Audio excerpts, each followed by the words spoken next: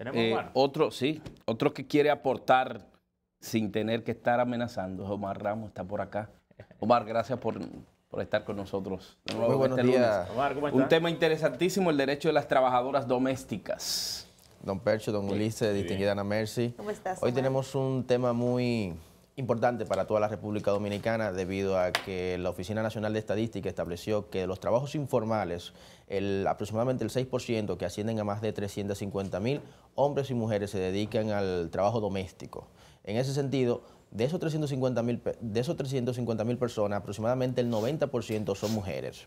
Lo que quiere ha dicho que en los hogares cada vez se tiende más a buscar a una persona que nos colabore con el aseo, con la cocina, con la asistencia. El Código Laboral define trabajo doméstico como la persona que se dedica justamente a los quehaceres del hogar en una vivienda en donde el empleador no tome lucro de ese tipo de actividad. Los elementos constitutivos para nosotros definir quién realiza o no un trabajo doméstico es primero que debe ser en una vivienda o en un hogar, en donde el empleador elementalmente no debe de ganar un lucro, un beneficio por este tipo de labor y que sea habitual, continuo y no espontáneo. En ese sentido, podemos definir a partir de esos elementos constitutivos cuando no existe un trabajo doméstico, y es que en aquellos residenciales que en donde existe un consorcio de propietarios de un edificio, esos empleados que sirven al área común no forman parte de trabajadores domésticos, tampoco forman parte de trabajadores domésticos aquellos que se lucran de la actividad de un trabajo doméstico, como de esas empresas que buscan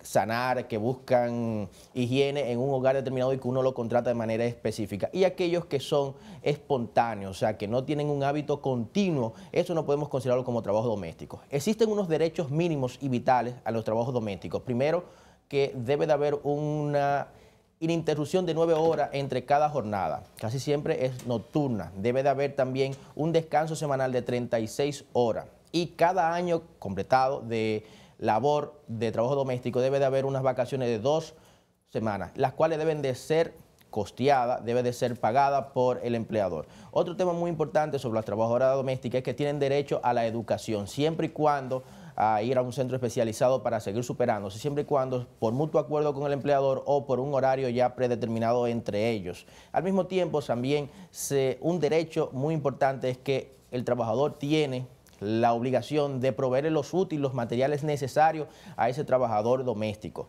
Otro tema muy importante sobre los derechos es el salario número 13, que no se calcula normalmente como el trabajador común y corriente, sino con un 150% por encima del valor normal. Me explico. Si el trabajador gana 10.000 pesos aproximadamente, no sería 20.000 que se le daría en el salario número 13, sino 25.000, porque hay un 50% de alojamiento y también de alimentos que se contabiliza como la mitad del sueldo. Y eso se le contabiliza al trabajador doméstico en el salario número 13 a su favor con un 150% de más. Otro tema también muy importante sobre los derechos mínimos es el deber de maternidad. Si bien es cierto que en el Código Laboral el deber de maternidad de una trabajadora doméstica no está protegido, en consecuencia, no necesariamente el empleador está obligado a respetar esos mínimos vitales de una madre recién dada a luz. Ahora bien, por un tema de humanidad, aunque el empleador no tendría ningún tipo de sanción frente a eso, por un tema de humanidad se debe dar los 3 meses de posparto o también por mutuo acuerdo se pueden dividir. Otro tema también es sobre la seguridad social de estos trabajadores domésticos. Tenemos el convenio, porque nosotros somos como República Dominicana un país signatario de los tratados internacionales y debemos respetarlo, el convenio de la OIT, Organización Internacional del Trabajo, que pertenece a la OEA, específicamente el 189, en donde establece que los derechos de los trabajadores domésticos deben de ser progresivos y deben de ir en aumento. En ese sentido, se estableció que la seguridad social tiene que radicar y tiene que proyectar también a los trabajadores domésticos. Es por esto que se creó la ley 8701, en donde establece una obligación tripartita, tanto para el Estado, para el empleador y para el trabajador doméstico. El Estado se comprometió a crear SENASA, que es ese seguro del pueblo, el seguro más común entre todos los dominicanos. Entonces también tenemos a los empleadores que cubren dos riesgos. Uno es el riesgo laboral y otro también tienen que cotizar para la pensión de su trabajador, conjuntamente con el trabajador que tiene también que crear el escenario propicio para en un futuro beneficiarse de estas pensiones. En ese sentido, nosotros tenemos que crear como empleadores también de este tipo de trabajo doméstico un escenario favorable en el hogar. Y si la trabajadora doméstica se enferma por causa de nosotros, de la familia, tenemos que pagarle los salarios necesarios hasta que ella esté sana nuevamente. Ahora, lamentablemente, en República Dominicana existen derechos que aún no irradia las trabajadoras domésticas.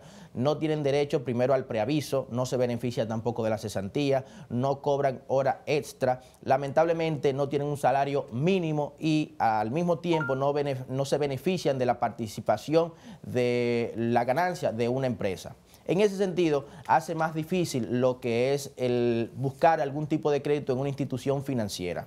Sobre el tema, dos temas muy importantes es el sindicato y también en el sindicato lo que nosotros tenemos que desarrollar es que las trabajadoras domésticas pueden formar parte de una agrupación que defienda sus derechos y al mismo tiempo el empleador no puede cohibir este tipo de actividad o proselitismo de manera activa. Sobre los días feriados, en este tipo de renglón de trabajo especializado, se debe de pagar y ellas no deberían de trabajar ese día.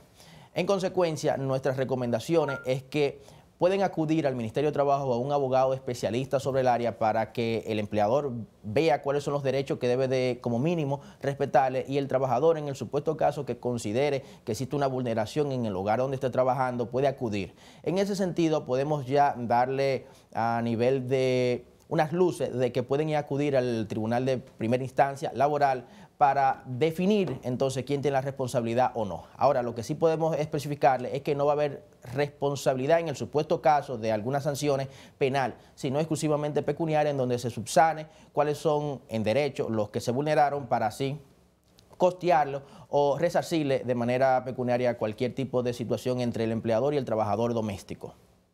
Bueno, Omar, yo creo que estas explicaciones no solamente son atinadas de tu parte, sino que son necesarias porque todos los que tenemos servicios... Es sumamente importante porque casi nadie sabe lo que tiene que hacer. Exacto. Ni la trabajadora, ni el empleador o la empleadora. Y a veces en muchos de los casos las trabajadoras domésticas tienden a formar ya parte de la familia con el tiempo. Eso es correcto. Gracias, Omar. Muchas gracias a ustedes. Omar, gracias. Bien. Bueno, con Omar nos vamos a la pausa, quédese con nosotros.